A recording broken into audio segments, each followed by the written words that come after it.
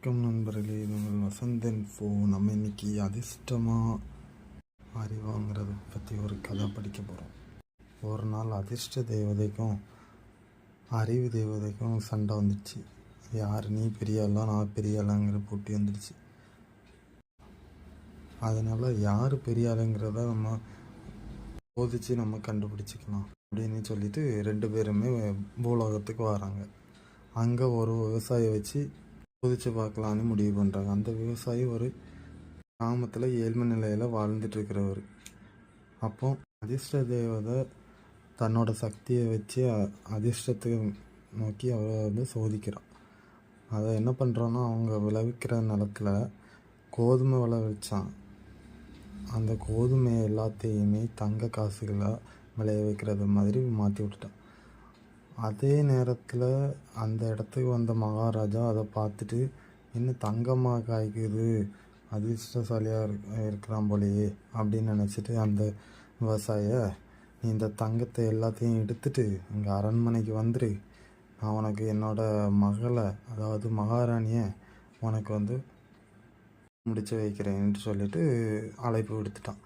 இவனும் சரி கல்யாணம் பண்ணிக்கலான்ட்டு எல்லாமே எடுத்துகிட்டு நல்லா கல்யாணம் பண்ணுறதுக்காக மகாராஜா அரண்மனைக்கு போய் கல்யாணமும் பண்ணிட்டான். கல்யாணம் பண்ணிவிட்டு அன்றைக்கி நைட்டு மகாராணியை பார்க்கும்போது அவனுக்கு ஒரு கனவு முன்னாடி வந்தது ஞாபகம் வருது. அதாவது அவன் தூங்கிட்டு இருக்கிறப்போ ஏதோ ஒரு பேய் ஏதோ ஒன்று அவனை கடிக்கிறது மாதிரியும் அவனை ஒழுங்கி சாவடிக்கிறது மாதிரியும் ஒரு கனவு கண்டான். அந்த கனவு அவனுக்கு ஞாபகம் வரும்போது இவளும் அதே மாதிரி பண்ணிடுவாளோ, அன்றைக்கி அதுவும் ராணி மாதிரி தான் இருந்துச்சு, திடீர்னு பார்த்தாச்சுன்னா நம்மளை கடிக்க வந்துச்சு, இதுவும் ராணி தான், ஒரு நம்மளை கடிச்சிருமோன்னு நினச்சிட்டு இவன் பயத்தில் அப்படியே ஓடிட்டான், ஊரை தாண்டி ஓடி போயிட்டான். இதை தெரிஞ்சுக்கிட்ட மகாராஜா, இவன் எங்கே போனான், இவனை சீக்கிரம் பிடிச்சிட்டு வாங்க, எனக்கு கண் முன்னாடி வரணுன்னு ஆணையிட்டு அவனை ஊரெல்லாம் தேடி அவனை பிடிச்சிட்டாங்க.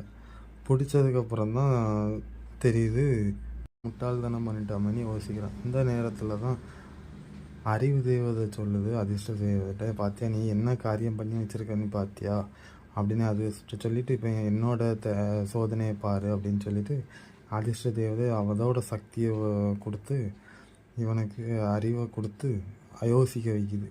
இவன் என்ன பண்ணுறான்னா, அந்த அறிவு தேவதையோட சக்தியை வச்சுட்டு, ஆமாம் நம்ம இப்படி மாட்டிக்கிட்டோமே என்ன பண்ணுறது அப்படின்னு யோசிச்சுட்டு எப்படி சொல்லி தப்பிக்கலான்னு யோசிக்கிறப்போ தான் அவனுக்கு ஒரு ஐடியா வருது.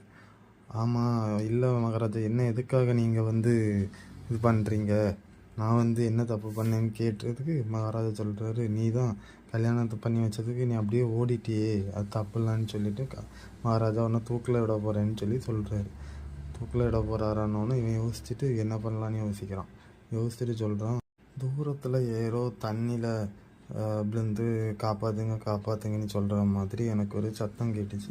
நானும் நம்ம பக்கத்தில் இருக்க கிணத்துல தான் யாரோ விழுந்துட்டாங்களோ அப்படின்னு நினச்சிட்டு கிணத்துல பார்த்தாச்சுன்னா அங்கே யாரும் இல்லை. ஆனால் தூரத்துலேருந்து சத்தம் கேட்டுச்சு. அதனால தூரத்தில் இருக்கிற அந்த நதிக்கிட்ட எங்கேயும் யாரோ மூழ்கிறாங்க போலுக்கு.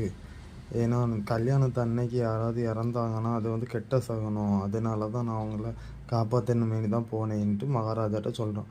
மகாராஜா ஓ அப்படியானே ஆச்சரியப்பட்டுட்டு, ஓ இவன் நல்லவன் தான், நம்ம தான் தப்பாக நினச்சிட்டோம் அப்படின்னு ரொம்ப பெருமையாக நினச்சிட்டு, நீ மகாராஜா ஆகிறதுக்கு தகுதி உள்ளவன் தான் அப்படின்னு சொல்லிட்டு அந்த இதோட முடிக்கிறாரு. இவனும் தன்னோட அறிவை யூஸ் பண்ணதுனால தப்பிச்சிட்டான். ஸோ நமக்கு எப்போவுமே அதிர்ஷ்டம் தேவை இருந்தாலும் அதை தாண்டி நமக்கு அறிவுங்கிறது ரொம்ப ரொம்ப முக்கியமான விஷயம். அறிவு இல்லாமல் அதிர்ஷ்டம் இருந்து எந்த பிரயோஜனமும் இல்லை. ஸோ அறிவு எப்போவுமே முக்கியம். அறிவு இருந்தால் அதிர்ஷ்டங்கிறது தேவையே இல்லை. அறிவு இருந்தால் என்ன வேணால் எப்படி வேணால் என்னவா வேணாலும் ஆகலாம், என்ன வேணால் பண்ணலாம். ஸோ அறிவாக வளர்த்துக்கோங்க. Okay, thank you.